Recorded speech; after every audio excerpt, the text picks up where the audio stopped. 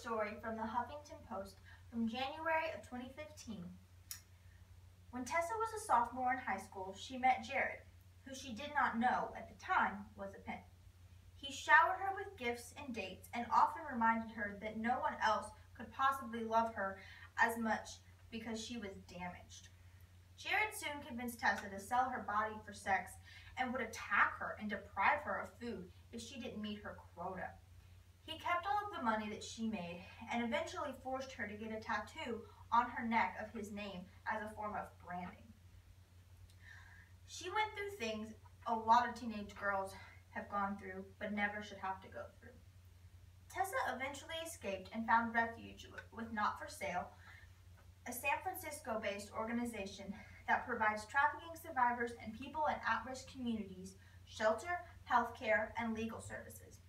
Her story is a reminder that modern slavery is still very much alive in the United States. Tessa's story has a happy ending, but not all of them do. With your help, we can have more stories of hope, more stories of positivity, and stories where trafficked victims will stand up for themselves and seek help to get away from their traffickers.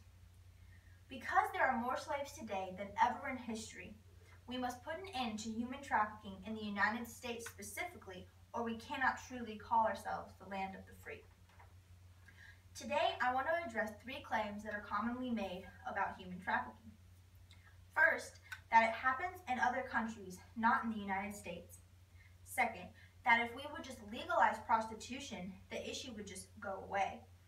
And third, unless it affects me, why should we do anything? These reasons keep people from doing what they know they should do to help put an end to slavery. First, if it were really only in other countries, we wouldn't have stories like we had a few weeks ago on 11 Alive News, where 9 pimps were arrested and 7 children were rescued from the sex trade.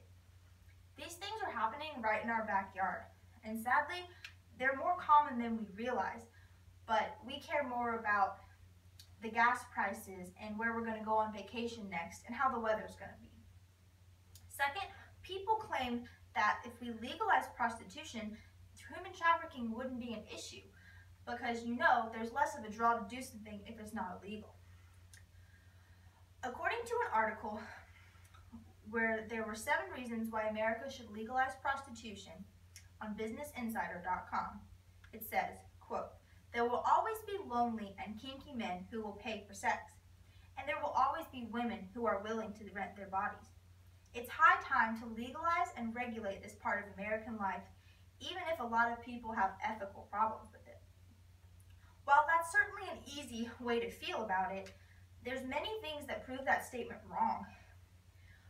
One article states that legality actually leads to more trafficking. By Rachel Floyd, founder of the Chief of Girls Education and Mentoring Services, she says that in places that they have legalized prostitution, whether it's in the United States or overseas, there actually was a higher number of trafficked victims. She said legalization has spurred traffickers to recruit children and marginalized women just to meet their quota and meet demand. Lastly, if it isn't affecting us personally, why should we do anything? In many ways, we can look at this as a moral issue, that if you don't care about it enough, you're not going to do something. But really, there are factual reasons why we should care also. The main one that stood out to me is economical reasons. We don't even realize that human trafficking is seriously hurting our economy under the radar. According to the State Department, it's a $32 billion illegal industry. Those people who are trafficking humans from other countries into the United States or within the United States could be living on welfare. They could be using our tax dollars while they're also making millions under the table, while a normal family doing legal work is working 50 hours a week just to barely make ends meet. Just like Tessa, we're able to help others have the same story that she had.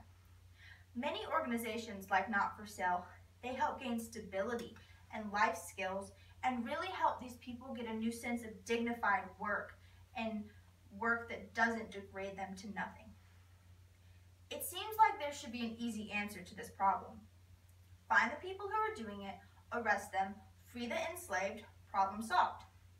Unfortunately, it just isn't that simple. Every person can do little things to help. If we can put an end to human trafficking in the United States and eventually in the world, then we can really become the land of the free.